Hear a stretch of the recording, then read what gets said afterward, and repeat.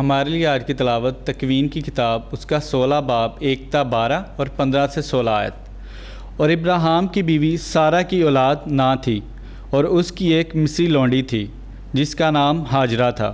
سارائی نے اپنے شوہر سے کہا، دیکھ خداوند نے مجھے اولاد سے محروم رکھا ہے، پس تو میری لونڈی کے پاس جا، شاید کہ اس سے میرا گھر آباد ہو۔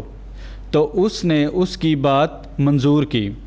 تب سارائی نے بعد اس کے کہ وہ کنعان کی زمین میں 10 برس رہے تھے، اپنی مصری لونڈی لے کر اپنے شوہر کو دی کہ اس کی بیوی ہو، اور وہ ہاجرہ کے پاس گیا اور وہ حاملہ ہوئی۔ مگر جب اس نے معلوم کیا کہ وہ حاملہ ہوئی تو اپنے مالکہ کی حقارت کی۔ تب سارائی نے ابراہیم سے کہا کہ تم مجھ سے بے انصافی کرتا ہے، میں نے اپنی لونڈی تجھے دے دی، اور وہ اپنے آپ کو حاملہ معلوم کر کے میری حقارت کرتی ہے۔ خداوند میرا اور تیرا انصاف کرے۔ اور ابراہیم نے جواب دے کر کہا کہ تیری لونڈی تیرے ہاتھ میں ہے، جو تیری مرضی ہو اس کے ساتھ کر۔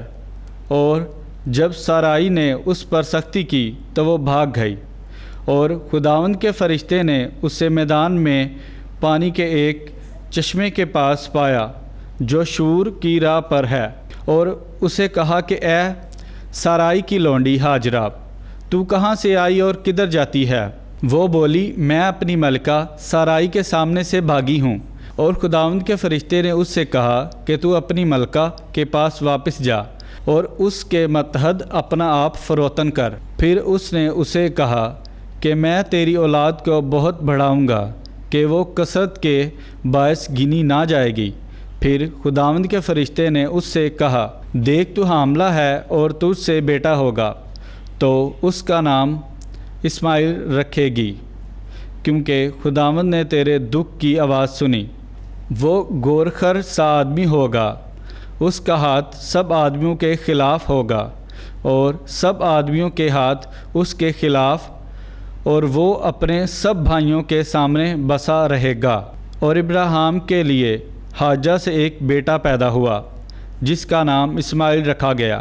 اور ابراہیم 86 برس کا تھا جب ہاجرہ سے اسماعیل پیدا ہوا۔ پاک کلام کا پڑھا اور سنا جانا ہم سب کے لیے باعث برکت ہو۔ خدا کا شکر ہو۔